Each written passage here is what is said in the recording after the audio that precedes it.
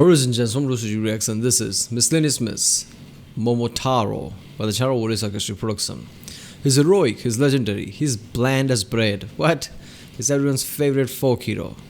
Momotarō, everyone's favorite folk hero. I've never heard of this. For this one, I cranked up the historical context a little in an effort to answer the age-old question. Why the heck is this so popular? Okay. Sure, Moses might look like an instance of the magic baby from nowhere trope, but he wasn't born from a flowering plant and or secretly alien moon royalty. Yeah, this is famous. I've never heard of this. What is this? Momotarō? Sounds Japanese or something, right? I don't know. It's gonna be a fun video. I've done quite a few Oli Sarcastic production videos already. If you haven't seen them, check out the cards. There's a playlist separated for it. Oli Sarcastic production reaction, something like that. You might have missed some of them. I guess check that out. Check out the playlist too, like CGP Great, Tier Zoo, Internet Historian, Oversimplified. Yeah, let's do this one.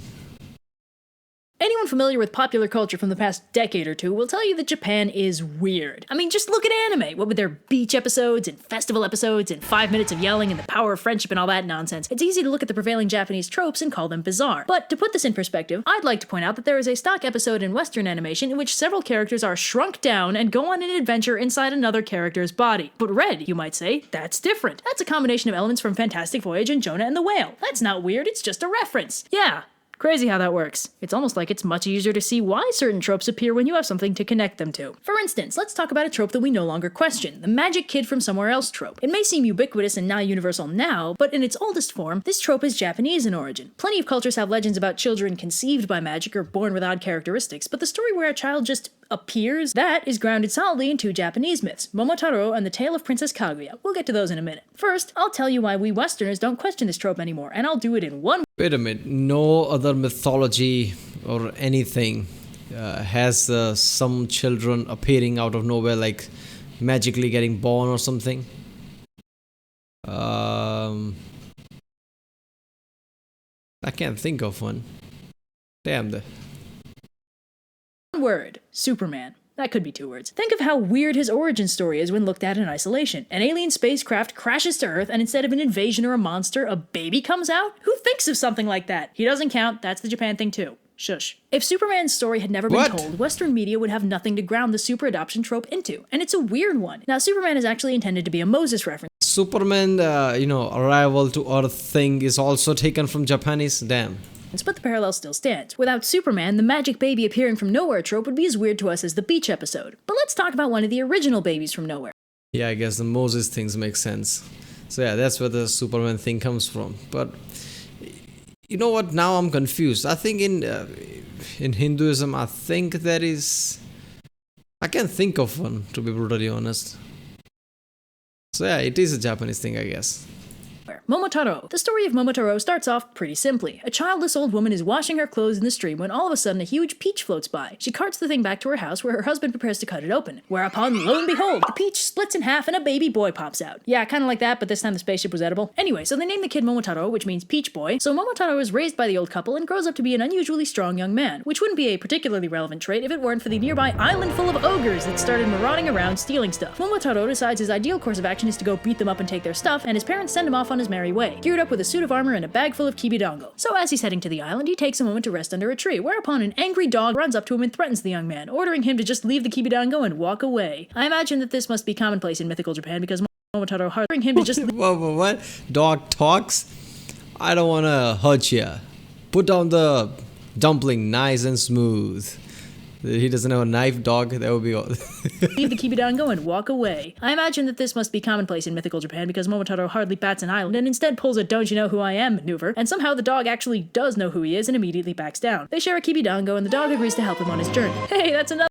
Wait a minute, what? So I guess there is some kind of a backstory that we are missing here or something, where he became famous. Otherwise, how would the dog know? He's just famous now. Another anime thing. So they continue islandward, whereupon they encounter a monkey, no not that one, who has also apparently heard of Momotarō and wants to help. The dog gets all defensive and jealous, but Momotarō agrees, and he and the monkey share a kibidongo, which is apparently how you make friends in mythical Japan. I always thought it was beating each other up. So blah blah journey, blah blah new location, next up is a pheasant who the dog immediately attacks. Momotarō breaks up the fight, the pheasant joins the party, yada yada. I love this. Location, next up is a pheasant. He's like, "Oh, brave hero," and I just tried to make some epic talk and entrance. Who the dog immediately attacks. Momotarō Look at that face. Come here, you mother. You ruined my entrance. Breaks up the fight, the Fez enjoys the party, yada yada keepy-dongo. But by now, Momotarō is getting pretty tired of his sidekicks fighting all the time and decides they need to learn a valuable lesson in the power of friendship. So he tells them the next time one of you starts a fight, I'm kicking you all out. So the sidekick squad calms down a little and they set sail for the island of the Oni. And because there is literally nothing else to do on a boat, they all get to know each other better. So by the time they arrive on the island, they're like a well-oiled teamwork machine. So the Oni live in a big scary stronghold, so while Momotarō, the dog, and the monkey try and find a way in from the ground, the pheasant flies in first, announces their presence, then starts taking on the Oni single-handedly. And no, I have no idea how he pulled that off either. Momotarō, the monkey, and the dog. What? Okay, so I guess these animals talk, and obviously pheasant is powerful enough to take them on. So I guess they are supposedly magical animals. Is that what we're supposed to think here? I mean, that's the only thing I can think of. Otherwise, it's just confusing. That's why I don't watch anime much too. I mean, it's not like I watched so many anime. When I was a kid, I watched some anime. It just confused me. The way it was going on. I don't know. Is all anime like this? Like, it doesn't make sense sometimes, but it just is.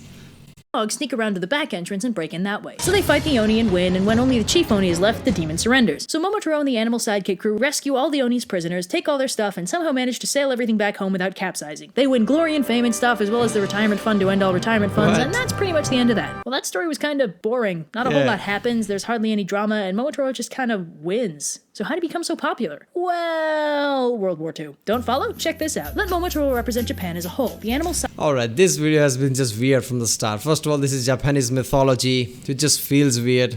But then again, when I think about anime, it kind of makes sense. Because whatever anime I've seen, I don't know, it could be just one instance I've seen, but it was equally confusing to me. So I guess in that sense, it makes sense. It's Japanese culture. Okay, then these animals are supposedly magical and powerful and all that. Now supposedly, a World War II reference exists here somewhere. This became famous because of World War II. What? sidekicks are the citizens, so the story stresses the importance of the citizens working together to back up the country and provide it with strength. But what's the Oni Island represent? I don't know how to tell you this, America, but I mean, think about it. As those of you who've seen that awesomely hilarious History of Japan video know, World War II was when Japan was at the height of its world-conquering ambition. America was a dangerous superpower in the game, but if they managed to take it over, fabulous wealth and power would be theirs. We all know that didn't work out too well, and I'm pretty sure our countries are bros now, but at the time, Momotarō was an ideal underdog to associate the country with, and his story perfectly mapped the ideal scenario Japan wanted to end the war with. What had just been a folktale was catapulted. So let me get this straight. This is so famous in America and they don't realize that America is supposed to be the evil thing here, right? How does this work? Well, if this is the reference between Japan and America during World War II, then Momotarō didn't win because I'm pretty sure US has dropped some nukes them and Japan lost. Into culture-wide fame. So, even though our countries are bros now and we kind of try to pretend like we never tried to kill each other, this story we've adapted in so many ways is only popular because of that one time we tried to kill each other. Hey, that's anime too! The rest of Japanese mythology is way more interesting as well. There's a myth where the god of thunder throws a skinned pony at the sun goddess and she responds by hiding in a cave for a month. What? Man, this is somewhat like, that Egyptian mythology where Ra basically goes senile and runs away with the sun. It's just, ridiculous when you think about it. So I guess Greek mythology is the only mythology who's like daily soap or something like that, some kind of soap opera where there's always some kind of drama going on with Olympians and things. Zeus always raping people. Every other mythology is just something like that. Some ridiculous things happen or something simple happens, I guess. And there's the one where an angry 8-headed snake gets super drunk. And we can't forget the story where a prince responds to an assassination attempt by using magic to set his enemies on fire. I'll get there, I swear. I guess you would have by now, right? This was in 2016, so if any of you know which videos he's talking about, I guess comment down. This sounds like fun. Alright people, that was Miscellaneous Momotarō.